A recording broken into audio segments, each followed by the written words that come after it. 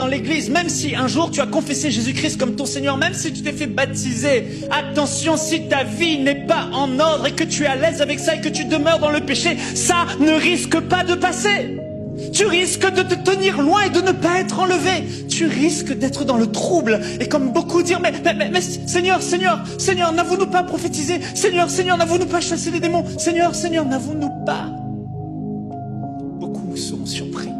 La foi, ce n'est pas juste croire en l'existence de Dieu. La foi, ce n'est pas juste croire que Jésus est mort à la croix et qu'il a versé son sang. Ce n'est pas juste croire que Jésus est venu. La foi véritable, c'est si Jésus est le Fils de Dieu dans ton cœur, il est ton Seigneur, ton Maître, ton Roi. Écoute, si ta foi en lui est réelle, tu dois changer de vie. Il doit y avoir une repentance, il doit y avoir un avant et après. Sinon, excuse-moi, mais la foi, elle n'est pas véritable. C'est une foi morte. Elle ne te sauvera pas.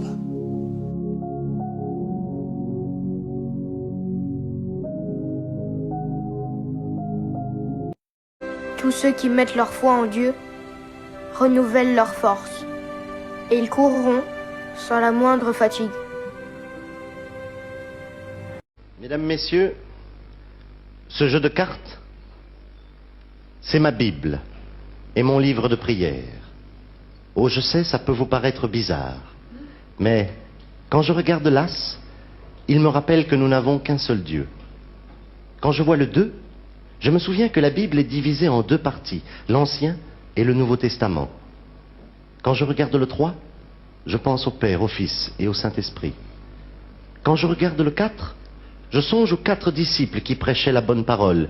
Il y avait Matthieu, Marc, Luc et Jean. Quand je vois le 5, je songe aux 5 vierges qui coupaient les mèches de leurs lampes. Quand je regarde le 6, je me souviens que Dieu a eu besoin de 6 jours pour faire le ciel et la terre. Le 7 me ramène à l'esprit que le 7e jour, il se reposa. Devant le 8, je songe aux 8 personnes droites et justes que Dieu a sauvées lorsqu'il détruisit la terre. Quand je regarde le 9, je pense aux lépreux que notre Seigneur purifia.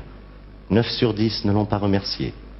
Le 10 représente les 10 commandements. Le valet, lui, c'est le diable. La reine, c'est la Vierge Marie bénie entre toutes les femmes, reine du ciel. Et le roi me rappelle encore une fois qu'il n'y a qu'un roi dans l'univers, Dieu Tout-Puissant. Vous voyez, mesdames, messieurs, quand je compte les points dans un jeu de cartes, il y en a 365.